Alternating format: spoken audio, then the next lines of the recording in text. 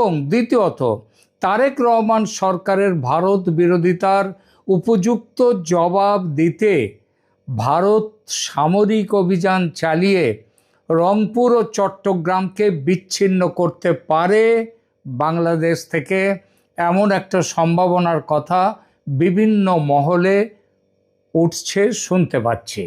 এই দুটি বিষয় নিয়ে এখনকার প্রতিবেদন। নমস্কার, ক্যালকাটা ডায়ালগস থেকে মনোজ দাসের প্রীতি ও শুভেচ্ছা নিন। যেমন বললাম, সৌদি আরব, তুরস্ক এবং পাকিস্তান মুসলিম বিশ্বের তিন অত্যন্ত গুরুত্বপূর্ণ রাষ্ট্র গত 7 আগস্ট মক্কায় যে মক্কা জয়েন্ট ডিফেন্স এগ্রিমেন্ট স্বাক্ষর করেছে, সেটি নিছক আর একটি সামরিক সহযোগিতা চুক্তি নয়, কিংবা নিছক একটা সামরিক সহযোগিতা চুক্তি বলে উড়িয়ে দেওয়া ঠিক নয়। কারণ এর মূল নীতিটি প্রায় হুবহু ন্যাটোর আর্টিকেল 5 দর্শনের মতো। সেটা কি না, এক সদস্যের বিরুদ্ধে আক্রমণকে সকল সদস্যের বিরুদ্ধে আক্রমণ হিসেবে বিবেচনা করা হবে এবং সবাই ঝাঁপিয়ে পড়বে। তুরস্কের পররাষ্ট্রমন্ত্রী হাকান ফিদান নিজেই বলেছেন, প্রযুক্তিগত অর্থে এর কালেকটিভ ডিফেন্স প্রিন্সিপাল হলো ন্যাটো আর্টিকেল 5 মতো। তাই সংবাদ মাধ্যমে একে কেউ বলছে ইসলামিক ন্যাটো, কেউ বলছে মক্কা প্যাক্ট বা মক্কা জোট। কিন্তু একটি সাবধান বানিয়ে এখানে দিয়ে দিই, ন্যাটোর মতো 7 দশকের পুরনো ইন্টিগ্রেটেড মিলিটারি কমান্ড, স্থায়ী যৌথ বাহিনী, নির্দিষ্ট অপারেশনাল ডক্ট্রিন বা কমান্ড অ্যান্ড কন্ট্রোল স্ট্রাকচার এখনও এই নতুন জোটের নেই। আর সেটা হবেটাই বা কী করে? এ তো তৈরি হচ্ছে মাত্র কয়েকদিন আগে। কিন্তু ন্যাটো তৈরি হতে যেমন 70 বছর লেগেছিল ঠিকমতো গুছিয়ে নিতে, এখানে সেরকম সময় লাগবে না, কারণ পুরনো অভিজ্ঞতা আছে। সৌদি আরবিয়াতে এর একটা সেক্রেটারিয়েট এবং মিনিস্টেরিয়াল কমিটি তৈরির কথা রয়েছে। তারাই সব কাজ এগিয়ে নিয়ে যাবে। অপারেশনাল ডিটেলস এখনও গড়ে উঠছে। অতএব আজই একে ন্যাটোর সমান সামরিক যন্ত্র মনে করা ভুল হবে, তবে খুব শীঘ্রই সেটা হয়ে উঠতে পারে। কেন এই 3 দেশের সমীকরণ গুরুত্বপূর্ণ? কারণ 3টি দেশ 3 ধরনের শক্তি নিয়ে এসেছে, আর বাংলাদেশ সেখানে যোগ দিলে সেখানে জনবলটা আসবে। তার আগে দেখিনি 3টে দেশের কি শক্তি। পাকিস্তান মুসলিম বিশ্বের একমাত্র ঘোষিত নিউক্লিয়ার ওয়েপন স্টেট। তুরস্ক ন্যাটোর অত্যন্ত গুরুত্বপূর্ণ সামরিক শক্তি, বিশাল কনভেনশনাল মিলিটারি আছে, দ্রুত বিকাশমান দ্রোণ ও ডিফেন্স ইন্ডাস্ট্রিয়াল ক্যাপাবিলিটি রয়েছে তুরস্কের। আর সৌদি আরব অর্থ, জ্বালানি, আরব ও ইসলামী বিশ্বের রাজনৈতিক গুরু। অর্থাৎ একদিকে টাকা, অন্যদিকে প্রযুক্তি, কনভেনশনাল মিলিটারি পাওয়ার, নিউক্লিয়ার ডেটারেন্স, এবং অন্যদিকে আর একটা তৃতীয় দিকে আছে ধর্মীয় একাত্মতা। এই কারণেই জোটটির ভবিষ্যৎ গুরুত্ব অস্বীকার করা যায় না। এবার আসি বাংলাদেশে। বাংলাদেশের প্রধানমন্ত্রীর পররাষ্ট্র বিষয়ক উপদেষ্টা হুমায়ুন কবির জানিয়েছেন, ঢাকা সৌদি আরবিয়া, পাকিস্তান, তুর্কির এই ডিফেন্স ফ্রেমওয়ার্কে যোগ দেওয়ার সম্ভাবনা রেখে দিয়েছে, দরজা বন্ধ করছে না, বন্ধ করবে না। এবং বাংলাদেশের স্বার্থ বিচার করেই সিদ্ধান্ত নেওয়া হবে। অর্থাৎ এই মুহূর্তে এখনো চূড়ান্ত সিদ্ধান্ত নেওয়া হয়নি, কিন্তু সেটা নেওয়া হবে এবং যোগদানের সিদ্ধান্তই নেওয়া হবে। কারণ পাকিস্তান যেমন ভিখারি দেশ হয়ে গেছে, বাংলাদেশের অর্থনীতিও ভয়ঙ্কর খারাপ। আর সৌদি আরবের টাকার থলি আছে, সুতরাং সেখানে টাকার জন্যে যাবে। যেমনভাবে সৌদি আরব পাকিস্তানকে বাঁচাচ্ছে বিভিন্ন ব্যাপারে টাকা দিয়ে, এখানেও তেমন হবে। এখানেই ভারতের দুশ্চিন্তার জায়গা তৈরি হতে পারে এবং হয়েছে। কারণ সৌদি আরবের সঙ্গে আবার ভারতের সম্পর্ক কিন্তু যথেষ্ট ঘনিষ্ঠ। তুরস্কের সঙ্গে ভারতের মতপার্থক্য যদিও সম্প্রতি খুব বেড়ে গেছে, বিশেষত অপারেশন সিন্দুরে তুরস্ক পাকিস্তানকে সরাসরি এসে সাহায্য দিয়েছে, কিন্তু পাকিস্তানের ক্ষেত্রে ছবিটা সেই জন্যই বলছি যেটা সম্পূর্ণ আলাদা। ভারত পাকিস্তানের দীর্ঘ সামরিক সংঘাতের ইতিহাস রয়েছে, ফলে বাংলাদেশের নিরাপত্তা কাঠামোর সঙ্গে পাকিস্তানের সামরিক ব্যবস্থার ইনস্টিটিউশনাল লিঙ্কেজ তৈরি যদি হয়, তাহলে দিল্লি স্বাভাবিকভাবেই বিষয়টিকে অনেক বেশি গুরুত্ব দিয়ে দেখবে। আর বাংলাদেশের সদস্যপদ ভারতের জন্য কতটা বিপজ্জনক? আমার মূল্যায়নে বিপদটা তিনটে স্তরে। প্রথম স্তর রাজনৈতিক ও কূটনৈতিক। বাংলাদেশ যদি এমন একটি কালেকটিভ ডিফেন্স স্ট্রাকচারের অংশ হয়ে যায় যেখানে পাকিস্তান প্রধান সামরিক শক্তিগুলোর একটি, তাহলে গত কয়েক দশকের ভারত বাংলাদেশ সিকিউরিটি আর্কিটেকচার একেবারে বদলে যাবে। দ্বিতীয় স্তরে আছে সামরিক ইন্টারঅপারেবিলিটি, অর্থাৎ পরস্পরের মধ্যে সামরিক বোঝাপড়া। ভবিষ্যতে যদি joint exercise, intelligence sharing, training, weapons standardisation, Pakistani বা টার্কিশ মিলিটারি অ্যাডভাইজার্স এবং ডিফেন্স ইন্ডাস্ট্রিয়াল কোঅপারেশন বাংলাদেশে বৃদ্ধি পায়, তাহলে ভারতের উত্তর পূর্বাঞ্চল, উত্তর দিকের থিয়েটার, এখানে থ্রেট অ্যাসেসমেন্ট বদলাতে বাধ্য, আশঙ্কা বেড়ে যাবে অনেক। আর তৃতীয় স্তরটি সবচেয়ে সংবেদনশীল, সেটা হলো ভূগোল, জিওগ্রাফি। পাকিস্তান ভারতের পশ্চিমে, বাংলাদেশ ভারতের পূবে। বাংলাদেশ যদি কখনো ভারতের প্রতিদ্বন্দ্বী কোনো শক্তি, আরও স্পষ্ট করে বলি, পাকিস্তানের পরিপূরক হিসেবে মিলিটারি স্টেজিং গ্রাউন্ড হয়ে ওঠে, তখন ভারতকে কার্যত দুই ফ্রন্টের সিকিউরিটি কন্টিনজেন্সি হিসাব করতে হবে। আর এই সম্ভাবনার জন্ম দিয়েছে স্বয়ং পাকিস্তান। তারা বলেছে এবার শুধু ভারতের পশ্চিম রণাঙ্গনে লড়াই হবে না, লড়াই হবে পূর্ব রণাঙ্গনেও। তবে এখানে একটা ছোটোখাটো কিন্তু আছে, সেটা বলতে হবে। বাংলাদেশ মক্কা জোটে ঢুকলেই পাকিস্তানি সেনা বাংলাদেশে এসে ঘাঁটি বানাবে, এমন কোনো কথা চুক্তির প্রকাশিত তথ্য থেকে বলা যাবে না, কিন্তু অপ্রকাশিত তথ্য এবং যা ঘটছে সেটা থেকে বোঝা যায় বাংলাদেশ পাকিস্তানের মধ্যে মক্কা জোটের আগে থেকেই একটা সামরিক জোট হয়ে গেছে। কালেকটিভ ডিফেন্স ট্রিটি এবং ফরেন মিলিটারি বেস এই দুটো এক জিনিস নয়। তাহলেও তা যে হবে না, বরং খুব শিগগির হতে পারে, এমন সম্ভাবনা কিন্তু বাতাসে ভাসছে। এবার আসি রংপুর ও চট্টগ্রামের প্রশ্নে। এই আলোচনার জন্ম একেবারে যে শূন্য থেকে হয়েছে, বাতাস থেকে হয়েছে তা নয়। এর পেছনে রয়েছে ভারতের পুরনো শিলিগুড়ি করিডর নিয়ে দুশ্চিন্তা। ভারতের মূল ভূখণ্ডে আপনারা সবাই জানেন শিলিগুড়ি করিডর কি, কতটুকু চিকেন স্নেক কেন বলা হয়, সবই আপনারা জানেন। সুতরাং এই অঞ্চলের নিরাপত্তা ও কানেক্টিভিটির রেজিলিয়েন্স আরও শক্তিশালী করার দিকে ভারত গুরুত্ব দিয়েছে। কিন্তু 2025 সালে মনে রাখবেন, অসমের মুখ্যমন্ত্রী হিমন্ত বিশ্ব শর্মা বাংলাদেশের উদ্দেশ্যে একটা পাল্টা জিওগ্রাফিক্যাল আর্গুমেন্ট সামনে এনেছিলেন।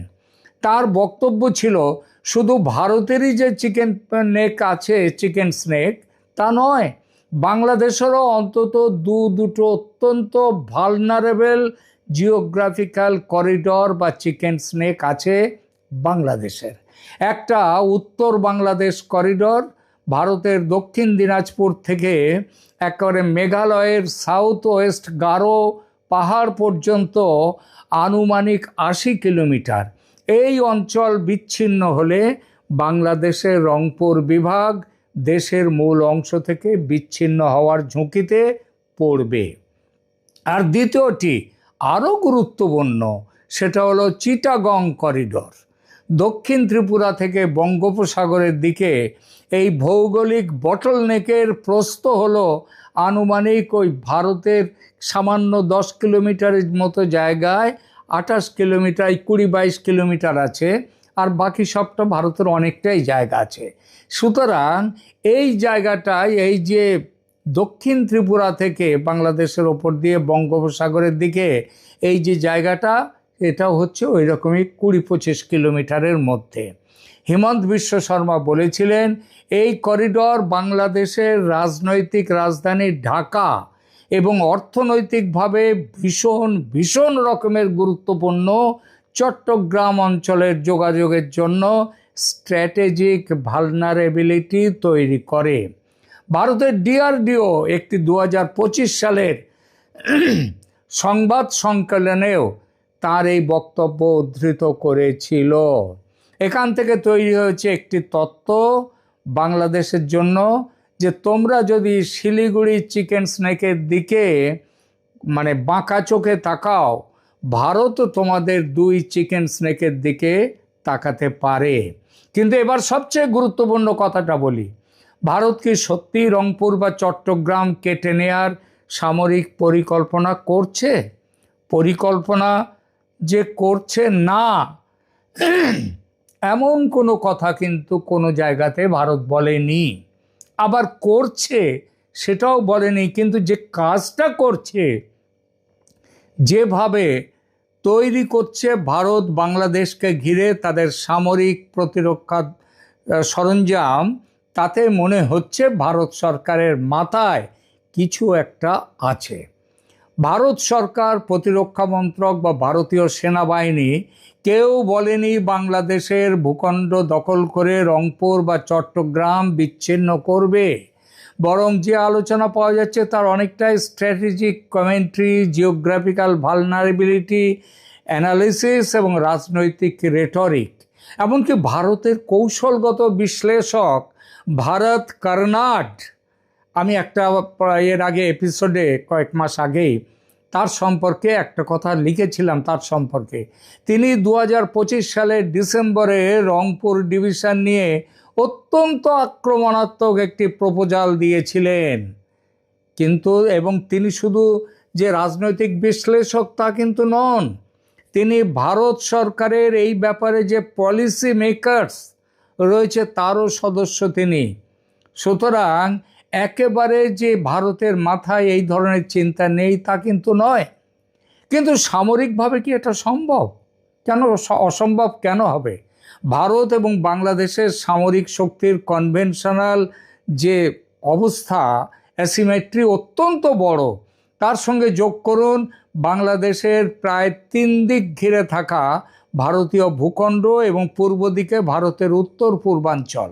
ফলে একটি hypothetical India Bangladesh conventional war বা যুদ্ধ বাংলাদেশের উত্তর ও দক্ষিণ পূর্বের ন্যারো, যেখানে সংকীর্ণ জিওগ্রাফিক্যাল লিঙ্ক আছে, সেখানে খুব গুরুত্বপূর্ণ হয়ে উঠতেই পারে।